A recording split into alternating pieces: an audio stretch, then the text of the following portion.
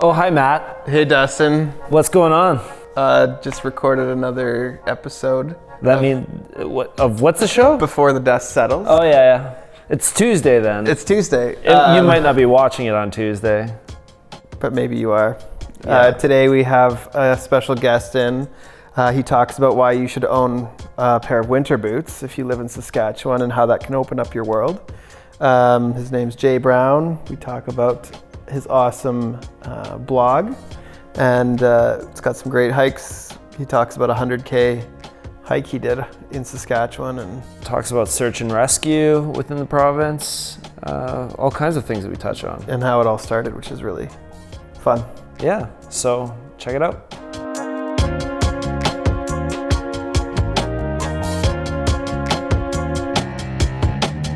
I've posted for the first time in a very long time on Saskhiker today. So I'm In lieu ramping up. of knowing you're coming here. Yeah, I'm ramping it up. Sweet. Well, thanks for coming here. Yeah, no problem. I've told Dustin a little bit about you, Right. and part of what I wanted you to come here and share about is your professional life. I find it very interesting what you do. Okay. And then You sound surprised. Yeah, I do. I don't. and then your blog slash what you've been into lately. Yeah, So, whatever you want to call that. yeah. Yeah. So I don't know. So yeah, there you You- go. What do you want to learn about? Let's talk about your blog. You want to talk about Saskhiker? Yeah, saskhiker.ca. So like, Yeah, I'll kind of give you like the real quick rundown on that. So I started Saskhiker in 2015 now, which is crazy to me that it's been up there for 4 years. But I started Saskhiker because I had recently just been fired from a place that I didn't fit the company culture really well. what's the company name? I'm not going to name any names. They know who they are, and I know who they are. But I just didn't fit the company, right?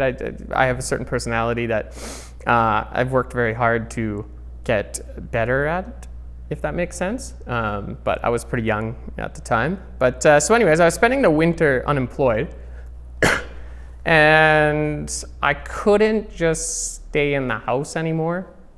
Sorry, Right. I don't want to Yeah. brush over that too quickly. Can you just sort of talk about like what didn't your personality meet in the company culture, like Right. without giving anything identifiable? Yeah, like the position that I was in was definitely a position that was senior to maybe my experience.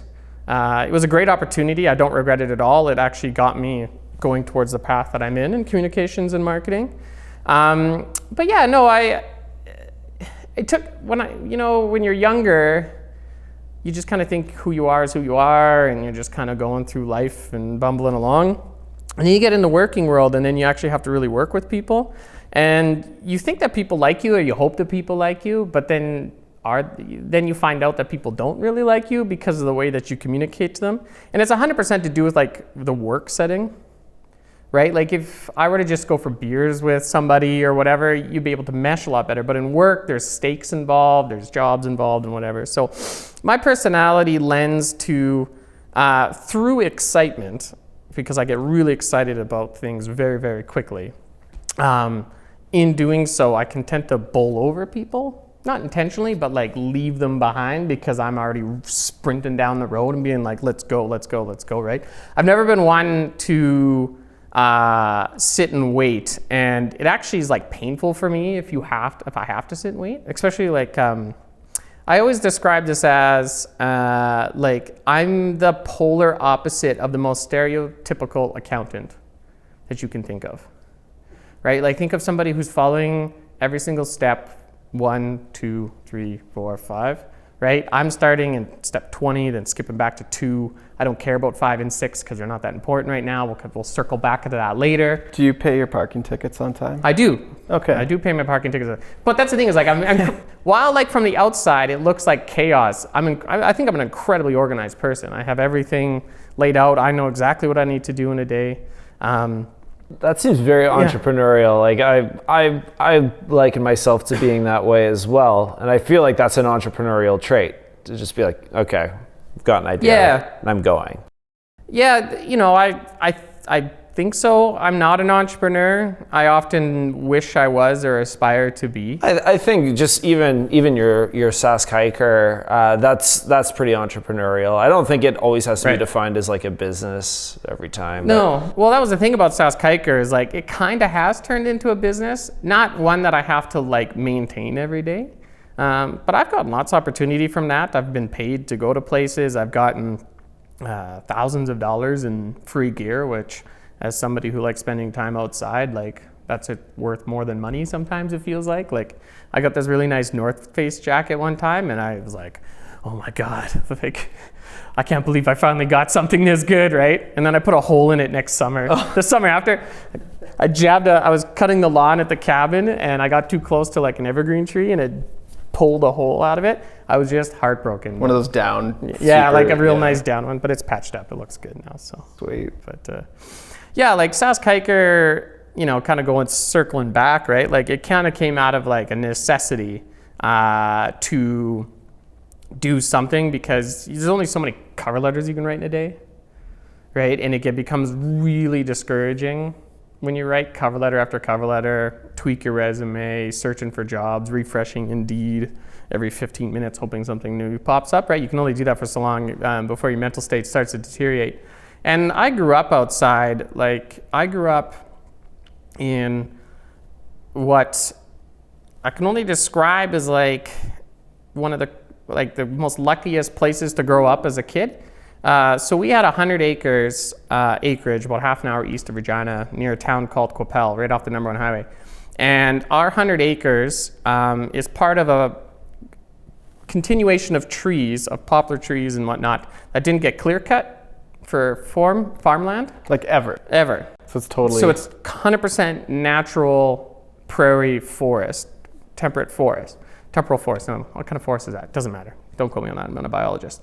But so my backyard is basically the one I can describe it as a Saskatchewan nature preserve.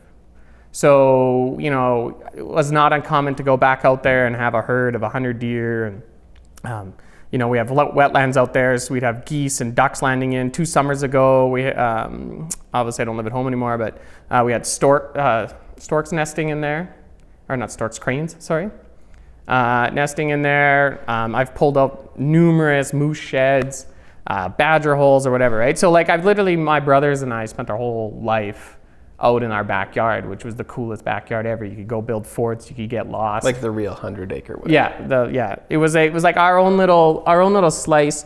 And you know, some of my friends had similar type properties as well, not as extensive as the forest. So like I grew up, it wasn't until I was like, I don't know, 16 or something like that I really started to realize that like growing up in the bush isn't really a normal thing that everybody gets to do, because we literally had unlimited freedom. Like we could do whatever we wanted back there. You know, my mom had a rule: if you were inside, that meant you didn't have anything to do and you could do chores. If you were outside, you didn't have to do chores. So there was often a lot of that. And how many siblings do you have? I'm the youngest of 5. Okay. So I have 3 brothers and then a sister is the oldest. So, you know, at the start of this was saying, I was like, here's going to be a real short version of Sask hiker, and now I'm going on the whole issue. The whole 30-year ride. So anyways, when I was in university, obviously you're more focused on not doing things outside and more spending time in the bar. So I kind of had gotten away from being outside and whatnot. And then, so just kind of one day after, I don't know, probably 2 or 3 months of looking for a job. It was over Christmas, so of course nobody's hiring. Like, who's going to hire somebody on January 1st or even think about hiring somebody in December? My girlfriend, Brittany, of 10 years now, was like, you got to go do something because like this isn't going to work. So I was like, well, you know what? I'm just going to go for a walk, right? And the first hike that I did was I wouldn't call it even a hike, it was just a walk, I discovered for the first time, and it blew my mind because I'd lived in Saskatoon for like 5 years at that point, is all the trails that are on the east side of the river in Saskatoon. And you like just go in there and then all of a sudden you're like, holy crap, like I'm not even in the city anymore. So I got that taste again, and then I just started heading out more and more, going out bigger and bigger circles, right? Because when you have a whole day, you can go do whatever you want. And one thing I found very quickly was like, the only place I could get information was books that I had been able to like cobble together. There's a couple really good books out there, but like as somebody who's a millennial, I should be able to Google it. Yeah. Right? So I was like, it just kind of snapped in my head. I was like, well, why don't you just make a website? You talk about being a marketing and branding person and somebody who can, make a brand and get people excited about things. I was like, well, you're not getting jobs. You're not getting interviews. So go out and prove you can do this to somebody and then use that as a portfolio item, right? That was all it was ever intended to be. So I wrote on a whiteboard, Sask Hiker is the voice of the Saskatchewan outdoors. That's what I said it was, and then I've been trying to make it that ever since. So it's just full of tons of hiking trail information on how to hike, tips specific to Saskatchewan, right? Because like I'm not like unique in Alberta or BC. There's about 20,000 of me in those two provinces. But in Saskatchewan, and it's shifting a bit, but we still got a long way to go. People don't like to go outside here, or don't even believe that there is something to do outside. So that's, I think it's like because we're pretty rural people, even though we live in urban places. You understand what I mean? Like, yeah. I come from a small town. Lots of people come from small towns. Like, this city is made up of substantially a lot of people from like Quappel and Bigger and Melfort, and right? Like, they come to university here and then they don't leave because they become professionals or whatever it is, right? So, but when you're in a small town, you don't not drive, because driving is, I think, a symbol of freedom, especially for rural kids, right? Like, I live 10 miles from my closest friend. So the day I get my license, now my friend and I can basically hang out whenever I want, right? So you get that sense of freedom, and then you don't ever like give it up. Yeah, that would totally make sense. Like, and then you don't want to give it up, and then you come to the city, and I'm accustomed to driving, everywhere. And then also the other problem is that like people honestly believe that if you go outside here in the wintertime, you will die. Like, guaranteed. Like, guaranteed, as soon as you step outside the car, you're dead, right? So, like, just to shift gears just a little bit, I was up at the cabin this past weekend, and my friend's mother was ranting about how much she hated the bike lanes everywhere. And, like, basically every Gen Xer or person in their 50s that I talked to, it was just like, that freaking mayor and his bike lanes, it's like it's driving me crazy, or whatever his nickname is. Everybody's losing their mind about it. And I'm wondering. And you posted like something. Did you read it? No. This is coincident. Yeah. You were just talking. There was like an open house for the city or something. I had written a letter to the city. A couple weeks ago, the city just had a pretty monumental city hall meeting for the future of bike lanes and active transportation in this city. I mostly was focused on the bus route system, making sure it went down Broadway, but I'm a big advocate, obviously, for the bike lanes. I really wish they never would have put those temporary lanes in, because that was just food for people like that to feed off of, right? Like, if you do a half-stop solution, it always is just going to be crap, right? So like that was like always the issue with that. But like one of the big arguments I'm sure you heard or do hear with that is like it's winter 8 months a year here, and that's the biggest load of shit. I don't know, can I swear on your podcast? Oh yeah, absolutely. Okay, that's the biggest load of shit I've ever heard. Like, it's winter. Sometimes it's winter early in November, December, January, February. And then depending on the year, March, sometimes it's good, sometimes it's bad. But by April, it's kind of like, you get a couple of those like really like nice days. You can maybe wear shorts and stuff, right? But like, you've kind of got 5 months of winter, 3 months of hard winter, December, January, February, right? But like, because we don't go outside and because we experience winter through our cars, right? Like, most people's experience of winter, and even when it's like marginal winter, is shivering in their car waiting for it to warm up, right? Like trying to get the seat warmer to catch up to them, right? Whereas somebody on a bike or whatever in that same temperature is hot and like sweating buckets because they put one too many layers on, right? Like, you get really, really hot really, really quickly if you actually move. But if you just sit in winter like this, that's, we've all experienced that, right? And it sucks. So that's like people's perception of it. Yeah, they're trying to wear, I mean, I'm guilty of this Yeah. too. I'll wear like as few pieces of clothing or like winter clothing. I'll put a jacket on and be like, maybe gloves. Here's the question for you guys. Do either of you own winter boots? I do. Good winter boots? Yeah. They're at the lake. See, I got them for the lake because like we go there with the kids and it's like.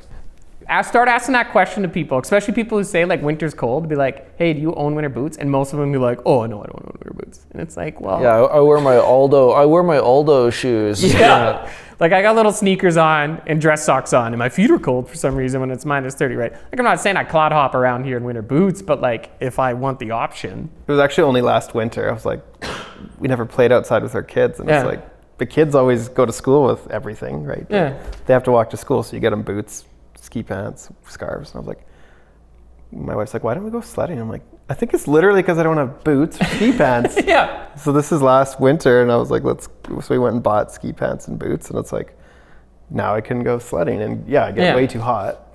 Yeah, like that's the thing. Good problem to have. Is you always see it. Like, yeah, that's so true. You always see parents like in thin jackets and no toque or whatever.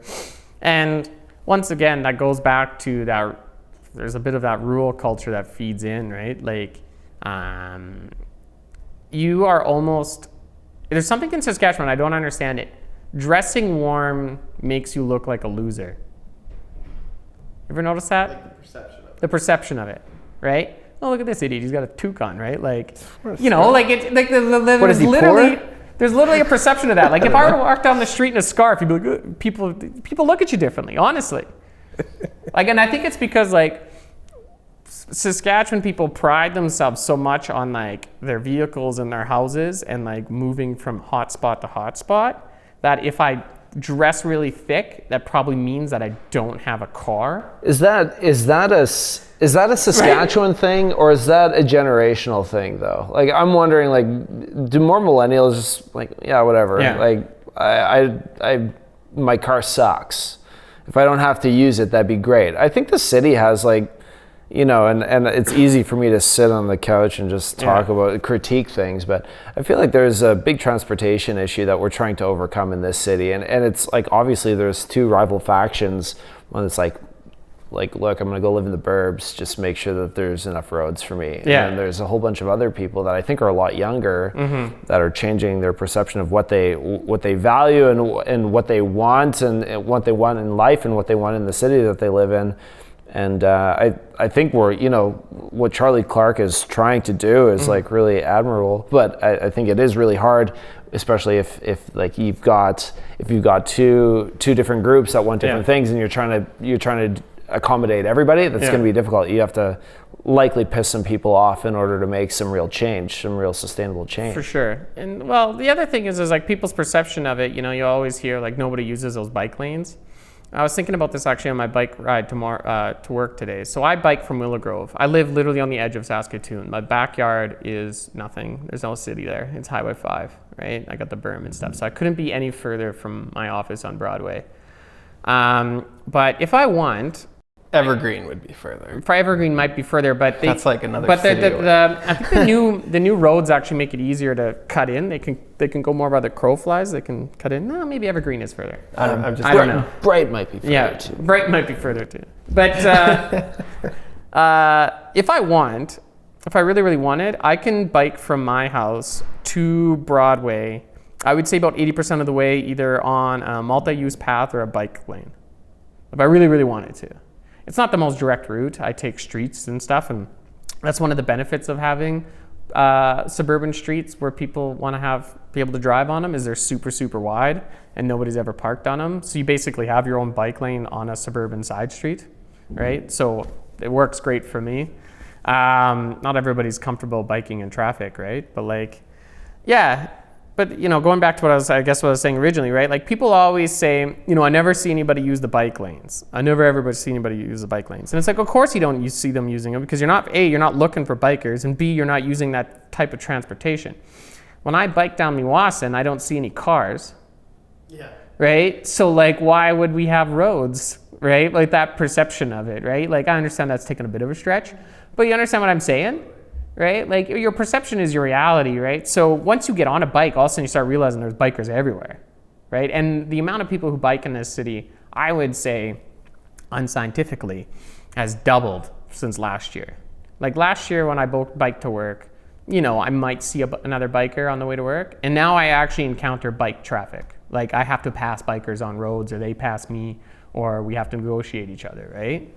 So it's moving in that right direction, and that's very much that generational thing. A lot of them are younger, but there's a lot of I see older people out on the road, and I don't know if it's necessarily generational. I think it's just, I think it's more cultural, right? Like, I think you're right. I like what you said about there's when you become driving age in Saskatchewan, that's your independence. Yeah.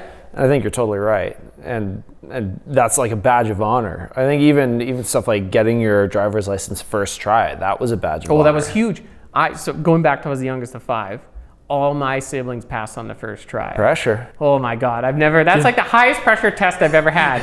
And so my birthday's in December. Everything's easier because of that. Exactly. My birthday's in December, and it snowed 2 feet on the day that I did my license.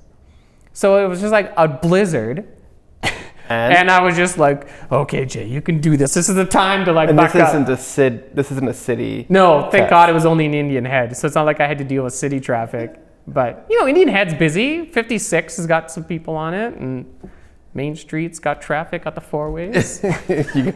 Well, there's no cars parked here, so you'll have to pretend to parallel park. Yeah. Got to drive around the block 4 times waiting for somebody to stop so you can slow 3-foot slide. Damn it, Jay. Damn it. The only points I lost is because I did drift over the line, but he didn't fail me because he said you couldn't see the line. I was like, well, okay, fair enough. That's funny.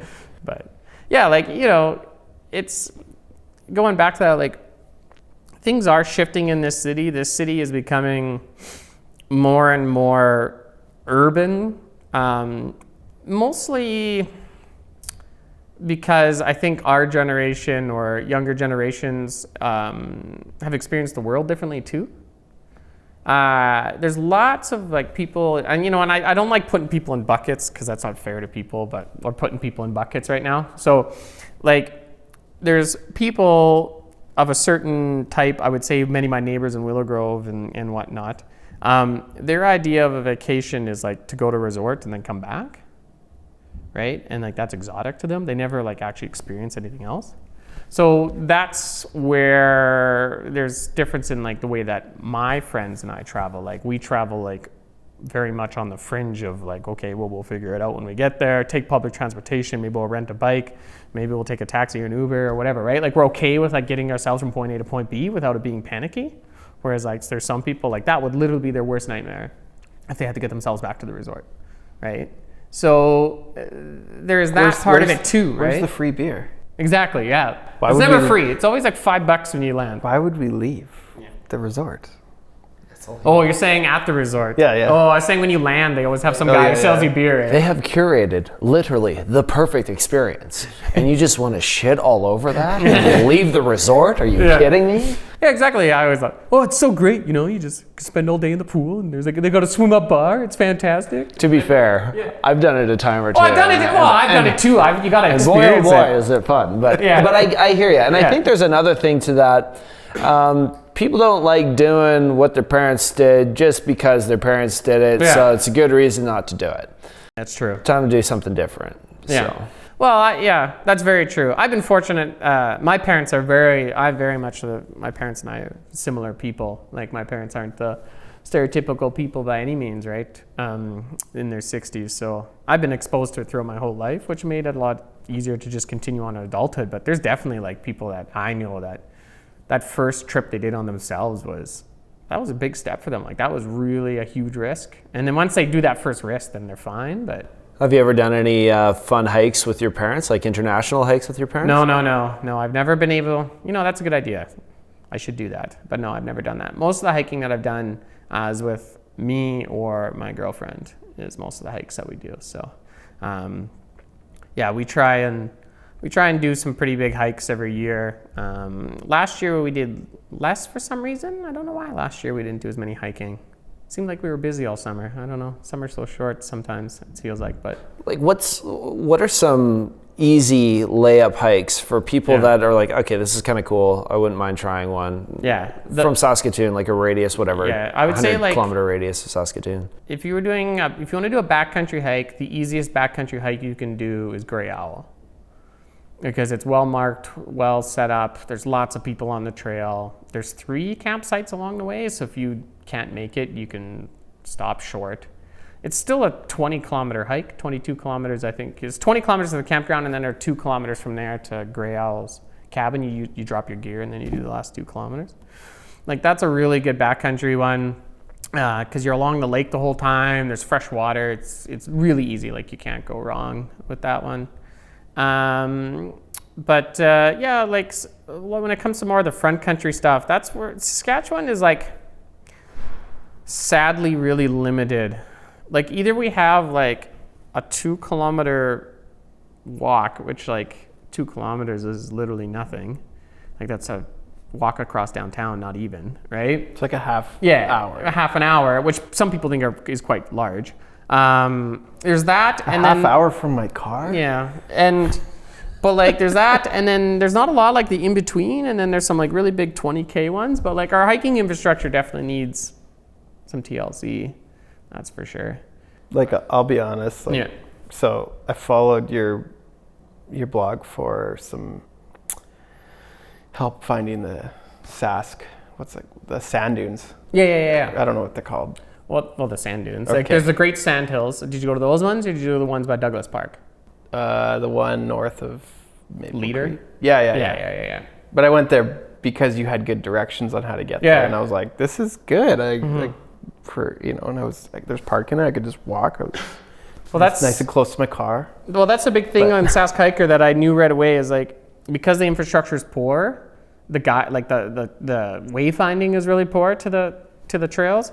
So like that's why the instructions that I have on Sask Hiker are literally like the farmer's directions. You know, turn right at that, turn left at this, right? And then because as much as all these trails I've gone on, I'm by far not the first person to go on them.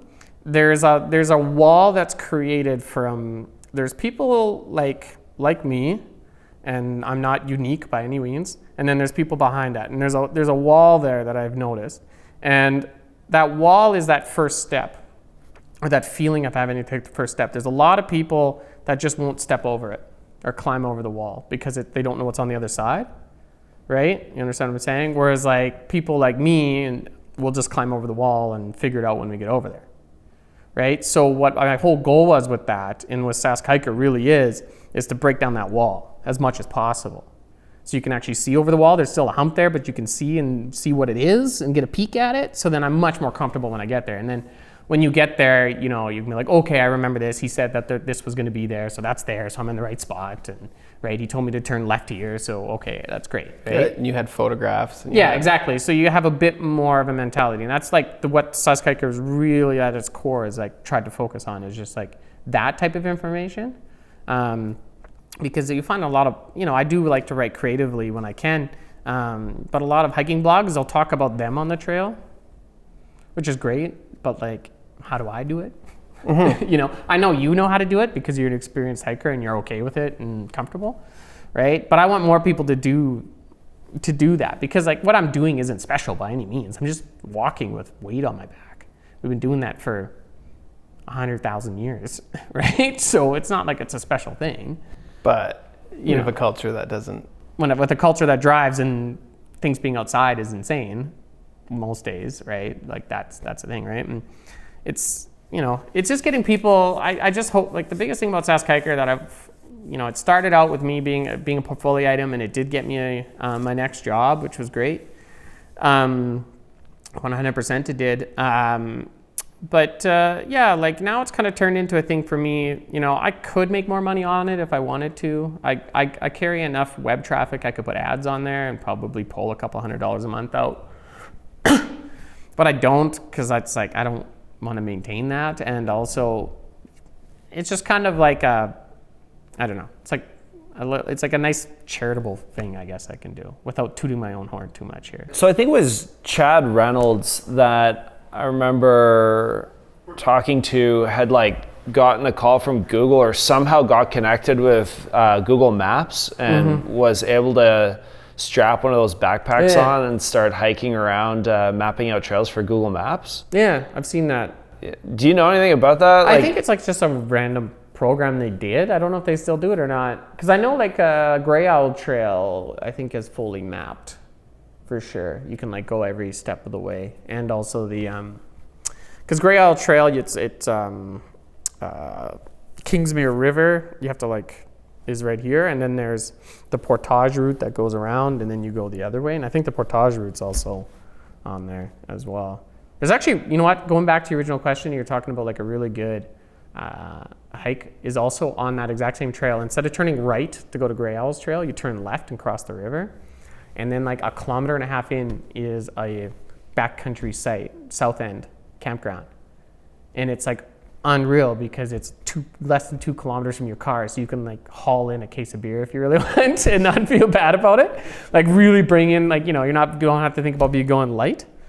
And then you can just, it's backcountry camping without being too far away. Like you still got a bit of a safety net. So it's a good like toe in the water for some people. And it's right on the south end of Kingsmere Lake, hence South End is the name. I actually winter camped there this winter at that campsite. And that was pretty awesome. What are your life hacks for not getting eaten by mosquitoes in July when you're trying to hike? Not showering. Really? Like really? actually? No, I do shower. I don't shower usually on the weekends though. What if it in the works, summertime, I definitely don't shower. Because like, and horse flies too are like terrible. Yeah. I don't know. Like, don't wear fruity scents. Like the biggest thing is like a lot of women and some men will wear really heavily scented shampoos and like perfumes and stuff. And then you're just a flower, right? So everything's attracted to you. But I've never really had a problem with mosquitoes, and like they literally don't bother me most of the time. Do you bug spray? Yeah, like here and there, but I need to. When it's really thick, you know, everybody's getting hammered. But like the best thing you can have with you on a hike in Saskatchewan is a bug net that's cost less than $2, just like a face one. Because like when they're on your arms and stuff, yeah, it's kind of annoying, but you're moving. When they're in your eyes and ears and nose, it's like you cannot get them out, and it's just awful. But as soon as you put the bug net on, it seems like there's no mosquitoes now. They just kind of like, your body thinks differently about it.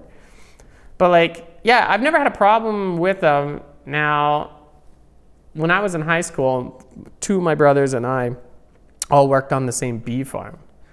And so that was my summer job. When you work on a bee farm, it's way too hot to like wear the bee suit that everybody stereotypically thinks of. Like I'd wear a veil, but we would just wear like normal clothes and just long sleeve pants. And so I was getting stung like 15 times a day. And you were like just used to it? Yeah, so I think there's nothing scientific about this whatsoever, but I think I have an immunity to like mosquito bites and everything like that. And also I grew up, but back to our acreage, which makes it probably a nightmare for some people, is that it's probably the birthplace of the wood tick. Like if you go out in that bush, I've come back some years when it's super heavy, like I can literally take wood ticks off like my leg hair like that and shake them off. Give us a horror story then. Like what's the worst, like the hike where everything went wrong? You know, I've been asked that question a few times, and I've yet to have something like really, really, really go wrong. There's always moments, especially on a long hike, that like you want to quit. Or you're just like, I can't do this, everything hurts. What's a long hike for you? Like a 20K day is a good day. Like that's everybody, and 20K with weight on your back is a good day. You're going to be tired at the end of that. And you're lugging like how much? My weight, it depends how many days you're out, right? Because food and whatnot. But my base weight, so that's without food and water, is about 20 pounds. And then once you add water and food, it can get to like 30 pounds, depending what you're doing. It depends. That seems a little high, actually. But yeah, one of the things that I hate the most is carrying water. There's something about having too much water in your pack that makes it like 10 times heavier. Because 1 liter of water is 1 kilogram. Yeah. So it's like a liter is only this much, but then now it's added a whole kilogram to your pack. Like that's a substantial amount of weight. So I'm always trying to like push how far I can go to the next stream or whatever by carrying the appropriate amount of water. So, but it's like a 20K What day. do you move? Like, is that 5 hours of moving? Like 4K an hour would be a good speed? Yeah, about that. 4K an hour.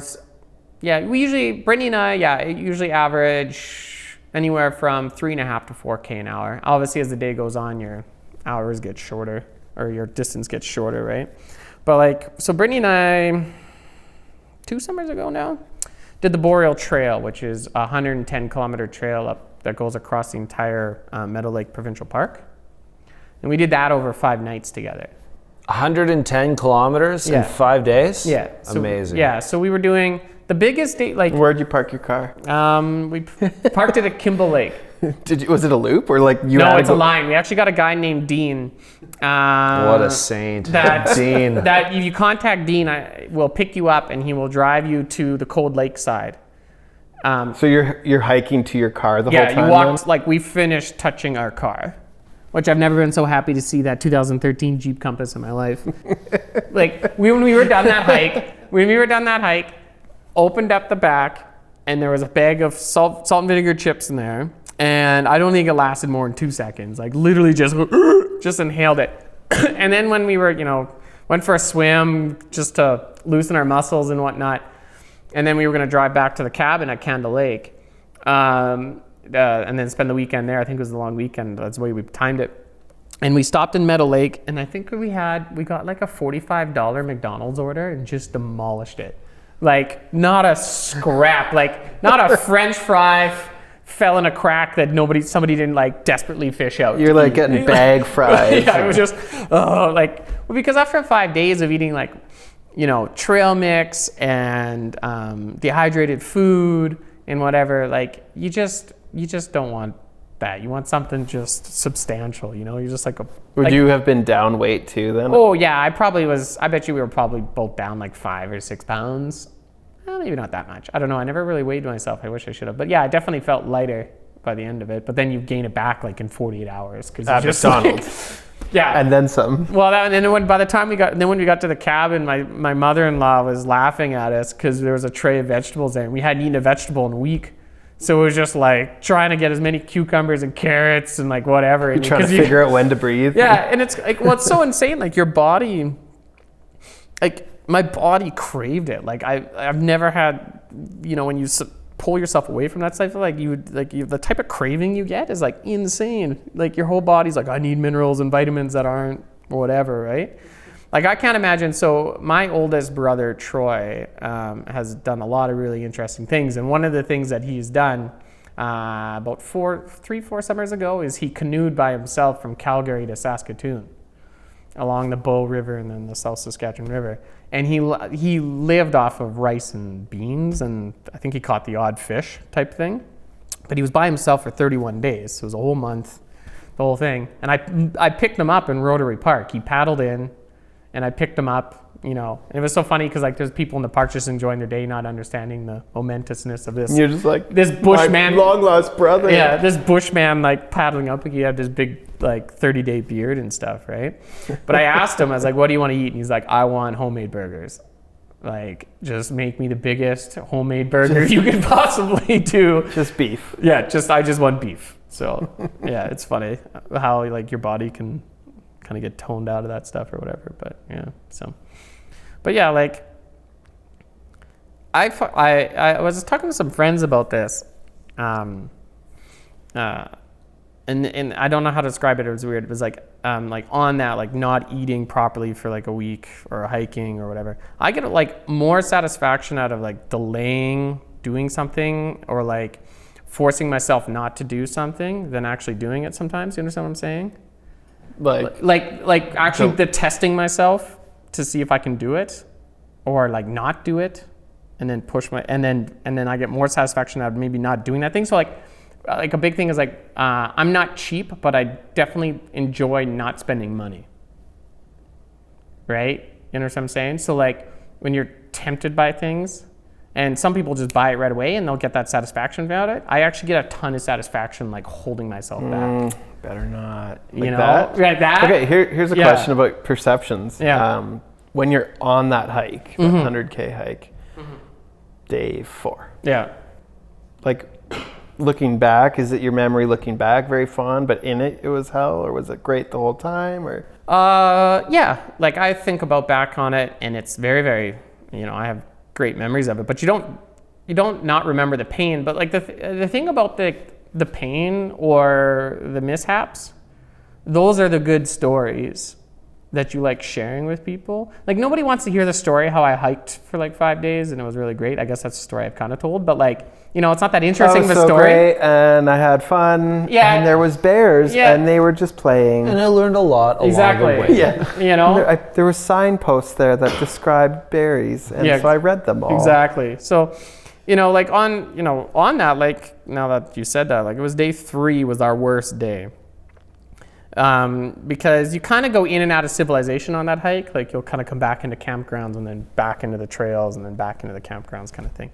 And so on day 3, there was a campground that we had to get to, like our backcountry site, but we had to go through a main front country cabin. So we went and checked in with the park person there. And they're like, oh no, you can't get to that campground. And I'm like, what do you mean? They're like, trees fell down, it's completely demolished. Like you can't find the trail. Like you can probably try and push your way in there. Like I had a GPS and, I knew if I just walked southeast, I'd eventually run into it because it was on a peninsula. But like, we're like, oh, okay, crap. So then now our whole plan, second half of the day, we have to think about what we need to do. And the next campsite from there that would get us to a spot that was a reasonable campsite was going to be like another 20 kilometers. And we'd already done like 12 that morning and we were only supposed to do like another 5 to finish the day. So you go from being like, okay, we don't have that much far to go to being like, son of a bitch. Like we now got to really push it, right? And so, and that almost broke us. Like that was pretty close to us like packing it in and being like, screw it, we're not going to do it. And then but Brittany and I... Except Dean wasn't answering his phone call to pick you up, so you had to go. That was the thing. It's like, how do we get back, right? We're halfway through the hike. We can probably hitch a ride with a family or something. But like, so, we pulled out the map and, I saw that there was a creek in one spot. And I was like, I don't know how good that creek is and if there's water there or not. So we'll just go for it. So we hammered it out. We got to the creek. It wasn't very clean water, but it was enough. I was like, that's good enough. And then pulled a bag out. So I filled both of our bladders. So that would have been 6 liters between the two of us. And then my bag that I clean the water with also holds 4 liters of dirty water. So then I filled that up. And then we walked like another 5 or 6K and then found a spot that we could just do it. But we had no water. We had to just live off that water, which was more than enough. But I had to carry this 4-liter bag with me and everything like that. And we were so exhausted by the end of that day. And it's just mostly more of the mental exhaustion of it because every step we took was further away from like safety, right? Like I knew what was behind me. I had no clue what was in front of me, right? And the whole time we're like, do we stop? No, we've already gone a kilometer. Like we can't turn around now, right? Even though you can easily turn around. So like that's the type of stuff that makes like, hiking or any of that types of stuff is tons of fun, right? Is like, can you force yourself to keep taking steps until either everything works out or you took too many steps and you shouldn't have done that, right? Thankfully, I've never done that yet, but who knows? I'm sure it'll happen one day and push it far enough. I think that's something that makes humans unique is there's this natural drive for people to just sort of figure things out and to push things a lot further than they should, just to see whether or not they'll fail. I think that's a common experience across like many people. I don't think it's like I think it's remarkable, and I don't think everybody can do it. But all of a sudden, we were talking a while ago about how much more accessible climbing Mount Everest is. It's still savage and crazy dangerous, and it will kill you. And it kills tons of people every year. But now, there's so many ambitious people that are like, well, if that's the tallest one, I'm gonna do it, and that's what I'm gonna go do.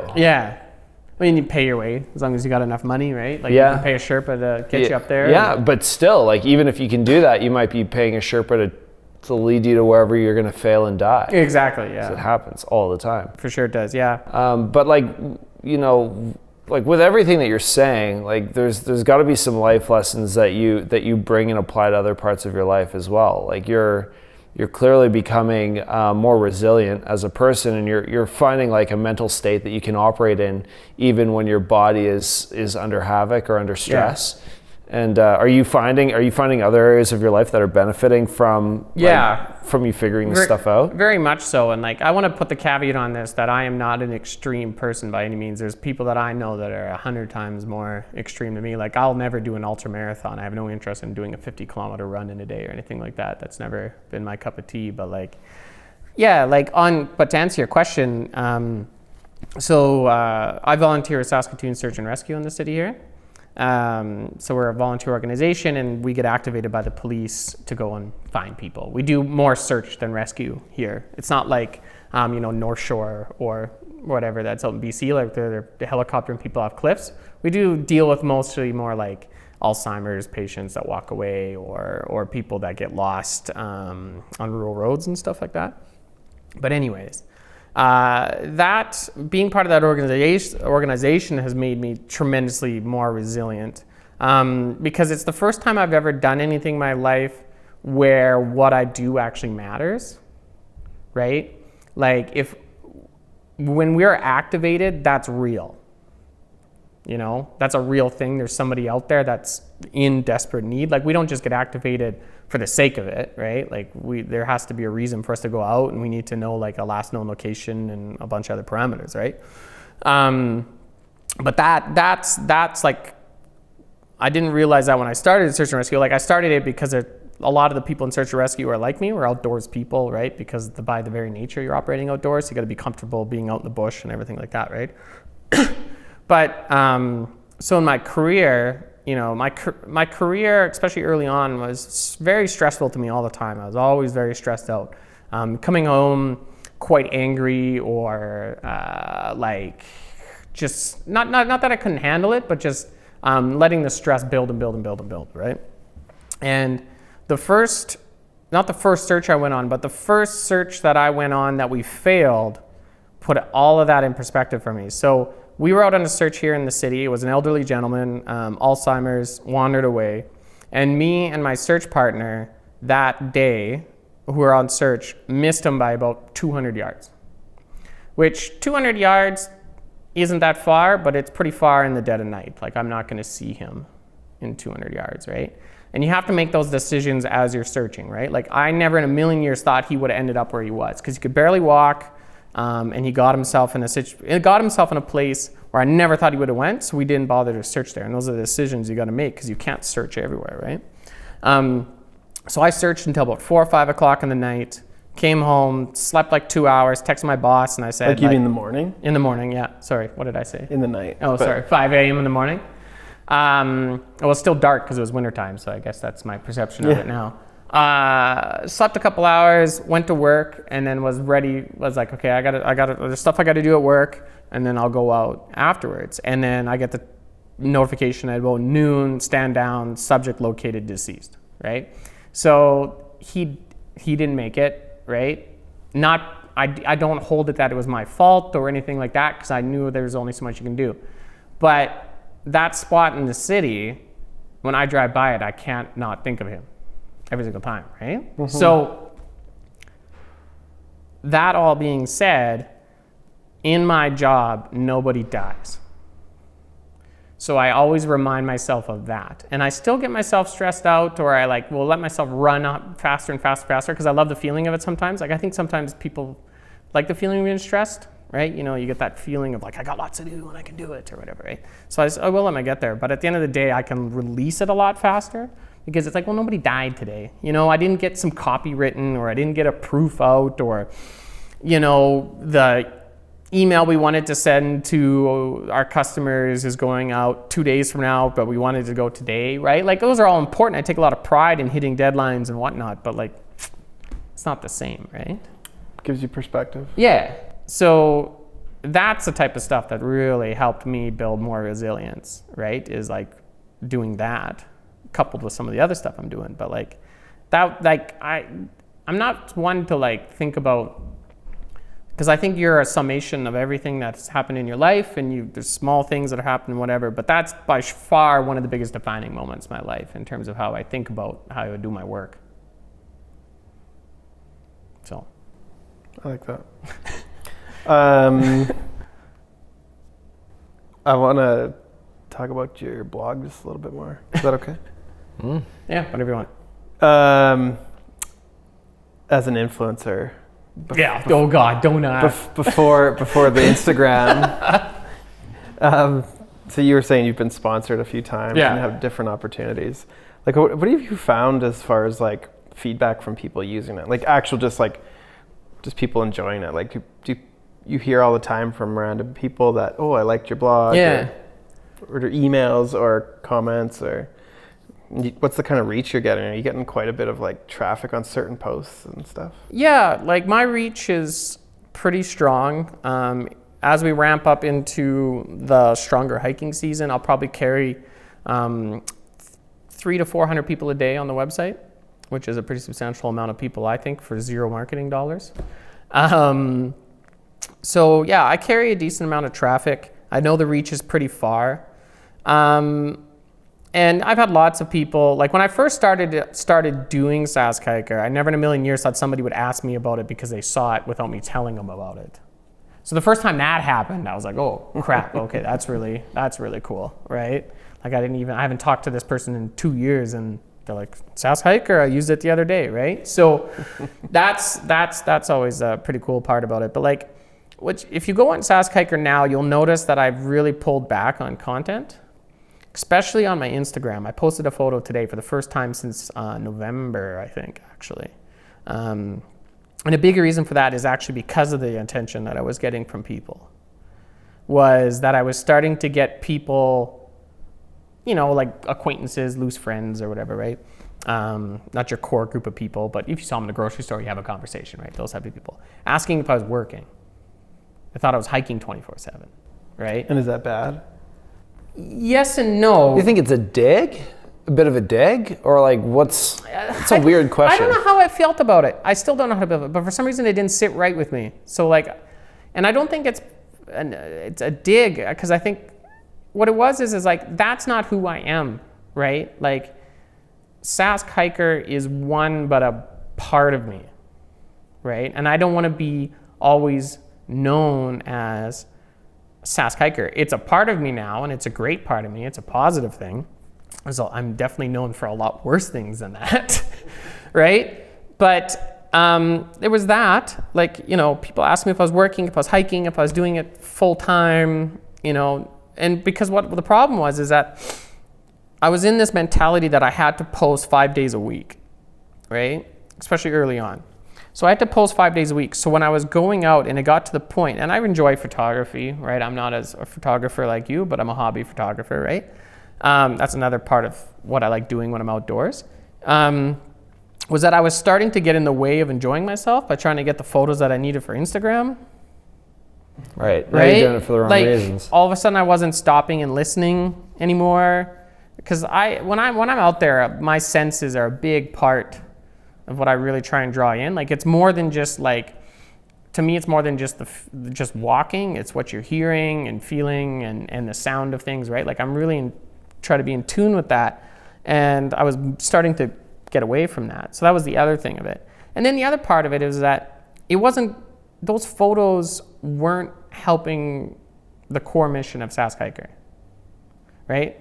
Like, it wasn't helping people get outdoors anymore. It was helping people feel bad about not being outdoors, is the way I felt. Whether that's true or not, that's how I started to feel about it. I can totally buy into that with the way Instagram is now. Right, and it's like, who's this for? Like, this isn't informational. I'm trying to be, I'm trying to like win the Instagram game. So like, okay, what emoticons can I use, and how inspirationally can I be with my text, all who wander aren't lost type bullshit, right? Like, I was like starting to do that, and I started finding myself doing that, and I'm like, well, what the, You should have T-shirts that say that. Yeah. Hashtag. Hashtag. But like, it got to that point where it's like, this isn't for anybody anymore. Like, who's this helping? So I pulled way back on that, and just my focus now is more just the website itself and keeping that operational as much as I can. I need to go through it and make sure some of the links are still working. I think that's great, man. I love that. That's like my favorite thing that you've said all day. Oh, it's good. But you've said a lot of great things, but I think that's really important. I think you taking a look at that, and like you said, like, who is this for, and is this helping people with the core mission that you have, which I think is, like I said before, I think it's a noble mission. But yeah. I think, that's the big question about social media right now. Is like, is this benefiting people, or is it making people feel bad about what they have? Are they starting to compare themselves to this fictional or this curated lifestyle? Like, yeah, exactly, right? Like, and you said your whole goal is to take that wall just a little bit, shave it down. And that's a good point. I never thought about it. And you said, and I felt like I was building that wall back up again for people. Right? Because making it about here's all the gear you need and blah. Instead of the how-tos, it was the look at me's, right? And I don't want to be that guy. I don't want to ever feel like I'm that guy. I'm sure some people do perceive me as that guy. But that's never what I wanted to do. So what? Like, now you're kind of stepping back since you said November. Mm-hmm. Are you gonna you've built up like an array of content that's good for, I assume some of it's timeless, but yeah, a lot of it is timeless, and that's part of the reason why I wrote it that way. There's probably some hikes that are out of date, maybe some trailheads have changed and whatnot. The odd time people will email me and tell me to update something because they've been there since and this has changed, which I always really appreciate. But like, one of the one of the coolest things that Saskhiker allows me to do is allows me to interact with people in a way I never thought I was going to interact with them either. I get emails at least on average once a week, if not 2 to 3 times a week as it gets warmer here, helping people plan their adventures. Right? Like, how freaking cool is that? Like, somebody's like, I want to go do something. I don't know what to do, or like, I'm going to this area, right? And then, I'll end up having conversations with these total strangers on the internet, telling them where to go. And getting them to, hopefully experience a little parts of what I experienced, right? Like, Saskatchewan is a place that you have to go and seek out the moments, which I'm trying not to be poetic here, but I really am. Like, when you go to the Rocky Mountains, you're supposed to look at the mountains, right? I know that's the impressive part. Because it's impressive. Right? And I'm not taking anything from the mountains. I spend lots of times in the mountains, whatever, right? Whereas Saskatchewan, you never like walk through often, like, and it just appears and it's all there. It's like, it's all the stuff along the way that makes it awesome, right? Because like, our forests are so incredibly dense. Like, if you compare, like, especially the boreal forest, like, we have so much more undershrub and a lot more life, and it's a lot more active than it is in the Rockies because we have more bugs and there's just more biomass, right? So the sound of a Saskatchewan forest to me is like one of the coolest things because it changes throughout the day. It's basically like a rainforest, right? If you think about how the different sounds of a rainforest happen, that's how a Saskatchewan forest is, right? The bugs sound different, the birds will sound different, right? The squirrels will be doing different activities or whatever, right? Like, that's the stuff that I try to get people to do when they go out, right? Like, I don't ever want people to like go somewhere because it's that thing or whatever, right? Like, Also, whatever the main tourist attraction is anywhere is always the shittiest part, right? If anybody says this is the must-see thing you need to do, or must-see thing, it always sucks. It always sucks because it's you and 400,000 other goddamn people with their cameras, and everybody's cropping it out, right? It's all that shit. So yeah. So are there any organizations or associations that are like proactively cleaning up or maintaining the majority of the trails around Saskatchewan? Yeah, there's like some local groups that are pulled around. There's the Saskatchewan Trail Association, which is kind of a larger group that does things. I'm not really active with those at all. I'll throw money donations every so often to like the STA when I can. I'll give money to EBS to maintain the cross-country ski trails here in the city when I can, kind of thing, right? But like, yeah, it's not as organized as it could be. I have put a lot of thought into maybe doing something like that, but that's not just like where my energy is right now. I'm really focused in on trying to make Saskatoon a more unique and distinct place. So I've been putting a lot more energy into that. But maybe, I don't know. I always have I have a book of things. There's not enough hours, and as much as you try to do stuff in the day, like you still have to have that time where you gotta let your brain like clonk out or whatever, right? So you need that hour at least. Yeah. So yeah. Awesome. Well, thank you so much for. Yeah, thanks for having me. Where can people find you? Where can they find me? We've kind of said it already, but. Yeah, well, if you want to like go and find hiking trail information, go to saskhiker.com. Just Google search hiking trails in Saskatchewan. I think I'm the #1 result there. So fact, he is. Easy to find. You can follow me on Instagram to not see a photo once every 6 months. yeah. If you want. But yeah, if you want to come check out my stuff, feel free. But it's up to you. I'm not too worried about it. They're not all photos of your girlfriend with her hand back leading you. Actually, my girlfriend's ass is semi-famous because when I was posting a lot, it's a lot of photos of her from behind, right? Because I needed a subject. So with her hat and her hair flowing out. Yeah. So Brittany was always. I've just seen a million of those. It's like the girlfriend's dragging. Love it. Yeah, like if you go through my Instagram, there's very few photos of me actually in there. It's mostly Brittany and the dogs. So, but that's because I'm behind the camera. So yeah. Anyways, yeah, check it out. Awesome. Okay, thanks, guys. Thank you so much. Yeah, thanks for having me.